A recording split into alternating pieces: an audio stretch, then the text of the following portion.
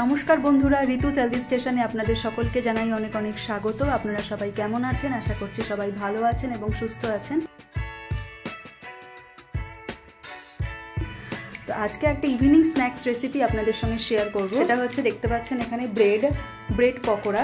Bread পকোড়াটা বিভিন্ন রকমভাবেই বানানো যায়, তাদের মধ্যে একটা পদ্ধতি আজকে আমি আর মা আপনাদের সঙ্গে শেয়ার করব।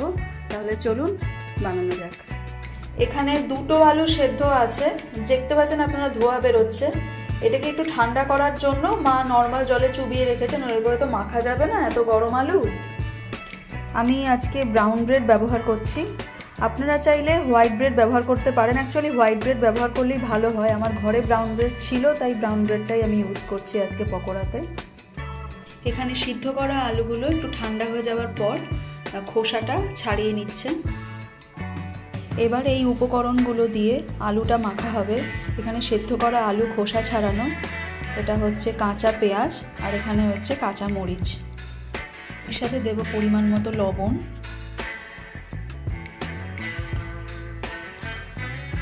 এবারে দেবে হচ্ছে সামান্য ধনে গুঁড়ো, আর এবারে হচ্ছে জিরে গুঁড়ো।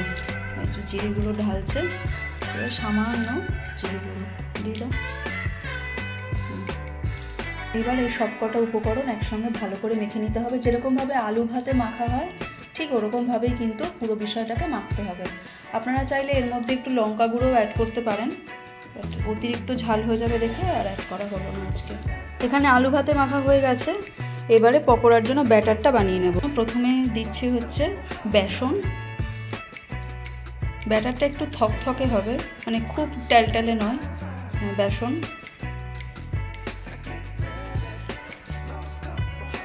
একটু লবণ দেব, যেহেতু আলু ভাতে মাখাতে লবণ অলরেডি দেওয়া আছে, তাই খুবই অল্প লবণ দিতে হবে। এবারে হচ্ছে সামান্য পরিমাণে 1 চিমটে মতো বেকিং পাউডার দিয়ে দাও। এবারে হচ্ছে ওই 1 চিমটে পরিমাণে বেকিং সোডা, আর একটু দাও।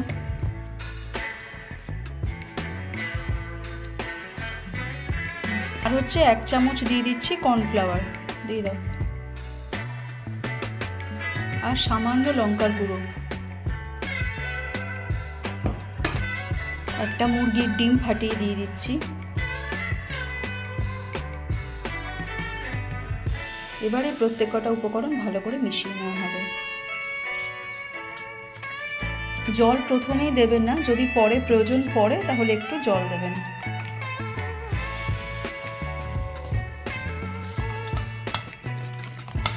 এখানে আমাদের ব্যাটার পুরো রেডি হয়ে গেছে পকোড়ার জন্য। এইরকমই কনসিস্টেন্স কিন্তু রাখবেন ব্যাটারের ক্ষেত্রে। ব্রেডগুলো লক্ষ্য করলে দেখতে পারবেন যে এটা 4 কোণা কিন্তু সমান নয়, তাই এরকমভাবে কাটবো। 4 কোণা সমান হলে খুব ভালো হতো, 4 কোণা যেহেতু সমান নয় তাই একটু এবড়ো খেবড়ো হতে পারে। এটা এরকম তেঁচড়া করে মাঝখান থেকে কেটে নেব। ব্রেডগুলো কেটে নিয়েছি। এবারে এই ব্রেডের ওপরে যে আলু সেদ্ধ মাখাটা বানানো হলো সেটার পুরটা লাগাবো।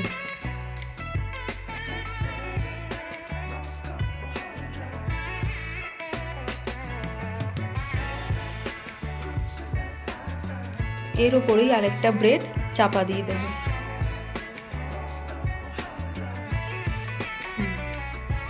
এরকমভাবেই বাকিগুলোও কিন্তু বানিয়ে নিতে হবে। প্রত্যেক কটা পাউরুটি এরকমভাবে তৈরি করা হয়ে গেছে, জাস্ট স্যান্ডউইচের মতো। এরকমভাবেও খাওয়া যেতে পারে, কিন্তু এবার এটাকে ভাজবো গরম তেলে। গরম হয়ে যাওয়ার পর সাদা তেল এখানে কড়াইতে দিয়ে দিচ্ছি। এটা একটু ডুবো তেলেই ভাজা হবে, তাই তেলের পরিমাণটা একটু বেশি দিতে হবে। গরম হয়ে গেলে এক একটার মধ্যে এরকম করে চোবাবো ব্যাটারটাতে। 2 পিঠ চুবিয়ে তেলে ছাড়তে হবে, যাতে 2 পিঠেই ভালো করে ব্যাটার লাগে। একটু দেখে নিয়ে তেল ছাড়বে। তো জাম্বো সাইজের পকোড়া হয় আর কি।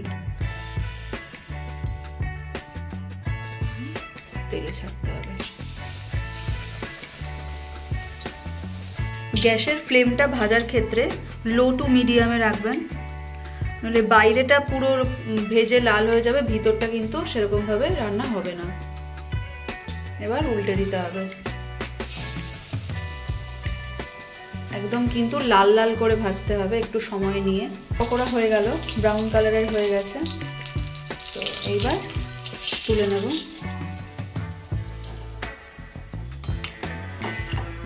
এই একইভাবে কিন্তু বাকিগুলো ভেজে নিতে হবে। এই যে আমাদের একদম ব্রেড পকোড়া রেডি। এইবারে গরম গরম সার্ভ করার পালা।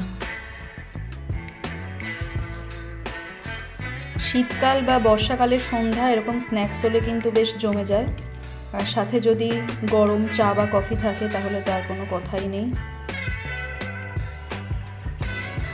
সাথে দিয়ে দিচ্ছি একটু ধনেপাতা, যদি আপনারা খেতে পছন্দ করেন তাহলেই দেবেন, একটু কাঁচা পেঁয়াজ আর কাঁচা মরিচ, আর একটু টমেটো কেচাপ দেবো।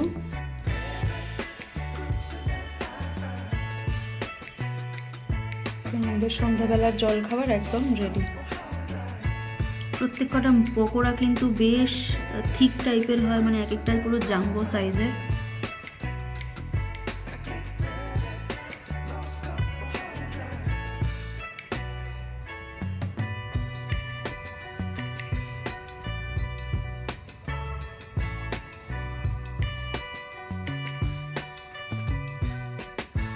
একটা পকোড়া আপনাদেরকে একটু ভেঙে দেখাই মাঝখান থেকে, দেখেছেন ভেতরের পুরগুলো কি সুন্দর রয়েছে, একদম দোকানের মতো কিন্তু এটা খেতে লাগবে।